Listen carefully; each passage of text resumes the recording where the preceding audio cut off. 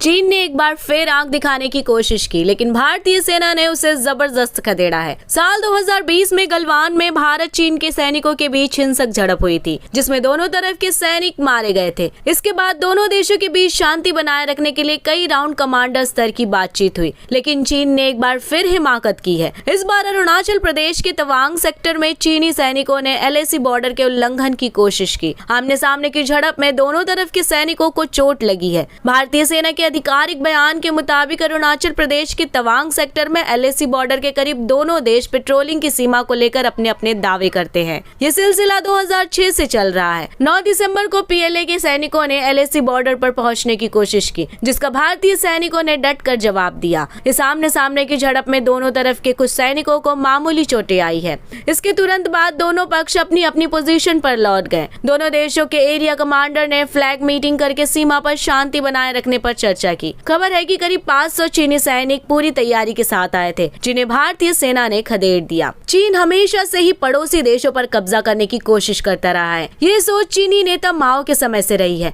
माओ खुलेआम कहते थे कि हमें वो दाहिना हाथ हासिल करना है जो कभी हमारा हुआ करता था। यहीं से 5 फिंगर पॉलिसी की शुरुआत हुई। ये चीनी नीति बताती है कि ड्रैगन के मंसूबे ठीक नहीं रहे हैं। जानते हैं कि क्या है 5 फिंगर पॉलिसी, कब इसकी नींव पड़ी और कब कब चीन ने दूसरे देशों पर कब्जा किया है। 1940 के दशक में लाल क्रांति के बाद चीन में माओ सबसे बड़े नेता के तौर पर उभर चुके थे। माओ का मानना रहा है कि तिब्बत और उससे जुड़े इलाके चीनी साम्राज्य का हिस्सा रहे हैं। इसे किसी भी कीमत पर हासिल करना है। चीन दुनिया के 14 देशों के साथ अपनी सीमाएं साझा करता है। इसमें 5 ऐसे देश हैं जिनके कई हिस्सों को चीन अपना बताता है। इनमें सिक्किम, अरुणाचल प्रदेश, भूटान, नेपाल और लद्दाख शामिल है। इन्हें ही माओ ने अपने दाएं हाथ की 5 उंगलियां बताया है। चीन की इस विवादित नीति में तिब्बत की अहम भूमिका रही है। यही वजह है कि तिब्बत को वो 5 फिंगर पॉलिसी की हथेली कहता है। इसी हथेली पर 1959 से चीन ने अवैध कब्जा कर रखा था। तिब्बत के बाद चीन का मकसद लद्दाख, नेपाल, सिक्किम, भूटान और अरुणाचल प्रदेश पर कब्जा करने का रहा है। अगर चीन इसमें सफल रहा तो हिमालयी क्षेत्र में इसका पूरा अधिकार हो जाएगा। इसलिए इसे 5 फिंगर्स ऑफ तिब्बत स्ट्रेटेजी भी कहा जाता है। माओ जैसे जैसे पावरफुल होते गए, कब्जे की रणनीति को पुख्ता करते गए। 1940 के दौर से उन्होंने कब्जा करने की बात कही और 1950 के दशक से चीन ने इन हिस्सों पर अपना अधिकार जताना शुरू कर दिया। चौंकाने वाली बात यह है कि चीन मंगोलिया देश के जिस इलाके पर अपना होने का दावा करता आ रहा है, एक समय वो एशिया का सबसे बड़ा साम्राज्य था, जिसका हिस्सा चीन और तिब्बत दोनों थे। 1949 में चीन में कम्युनिस्ट पार्टी ने सत्ता में आते ही विवादित विस्तारवादी नीति अपनाई और पड़ोसी देशों पर कब्जा करने की साजिश शुरू कर दी। सबसे पहले चीन ने तिब्बत, पूर्व तुर्किस्तान और इनर मंगोलिया पर कब्जा करके अपनी योजना को अंजाम दिया। इसी दौरान ताइवान द्वीप एक अलग देश के रूप में अस्तित्व में आया और चीन ने इस पर भी अपना हक जताया।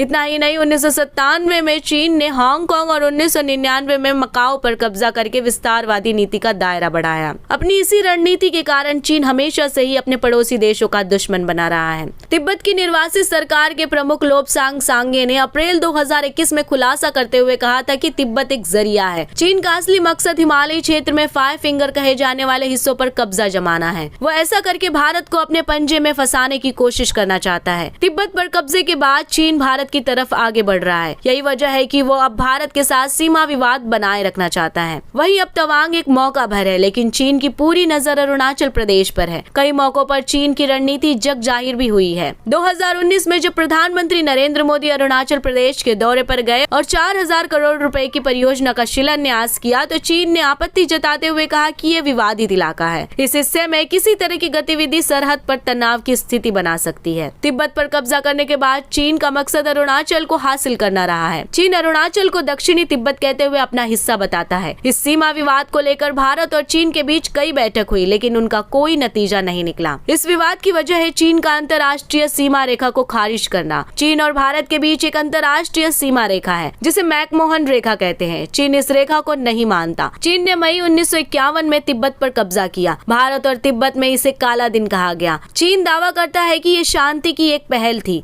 लेकिन 23 मई 1951 को ड्रैगन के दबाव में आकर तिब्बत ने समझौते पर हस्ताक्षर किए थे। इस तरह चीन का तिब्बत पर कब्जा हो गया। भारत और चीन के बीच 3500 किलोमीटर लंबी सीमा है। इसी सीमा विवाद को लेकर दोनों देशों के बीच 1962 में जंग हुई, लेकिन विवाद आज भी जारी है। अंतर्राष्ट्रीय मानचित्रों में अरुणाचल को भारत का हिस्सा माना गया है। चीन तिब्बत के साथ अरुणाचल प्रदेश पर भी दावा करता है और इसे दक्षिणी तिब्बत हुकूमत कहता है। शुरुआती दौर में चीन अरुणाचल प्रदेश के उत्तरी हिस्से तवांग को लेकर दावा करता था, जहाँ भारत का सबसे विशाल बौद्ध मंदिर है। बाद में पूरे राज्य को अपना बताने लगा। एक बार फिर तवांग के सहारे चीन अरुणाचल प्रदेश को हथियाने की तैयारी में है। 1951 में चीन ने तिब्बत पर कब्जा करने के बाद अक्साई चीन के करीब 38,000 वर्ग किलोमीटर इलाके को अपने क्षेत्र में मिला लिया था। ये लद्दाख से जुड़े थे। भारत इसे भी अवैध मानता है। भारत चाहे जितनी भी कोशिश करे, चीन अपनी आदत से बाज नहीं आता। वह हर बार दोस्ती का हाथ बढ़ाने का नाटक तो करता है, लेकिन मौका मिलते ही भारत का हाथ मरोड़ देता है। डोकलाम, गलवान और अब तवांग इस बात के उदाहरण है। ये और बात है कि भारत हर बार अपनी सामरिक शक्ति और कूटनीति से चीन को जवाब तो देता है, लेकिन उसे पूरी तरह मात देने में असफल रहता है। हालांकि भारत चाहे तो ऐसा कर सकता है, लेकिन इसके लिए देश को कई अहम कदम उठाने होंगे। चाइना के भारत के साथ इस रंग बदलते रिलेशनशिप पर आपका क्या कहना है, कमेंट करके जरूर बताएं। बाकी सुनते रहिए द न्यूज इंडीज, एक अलग नजरिया खबरों का।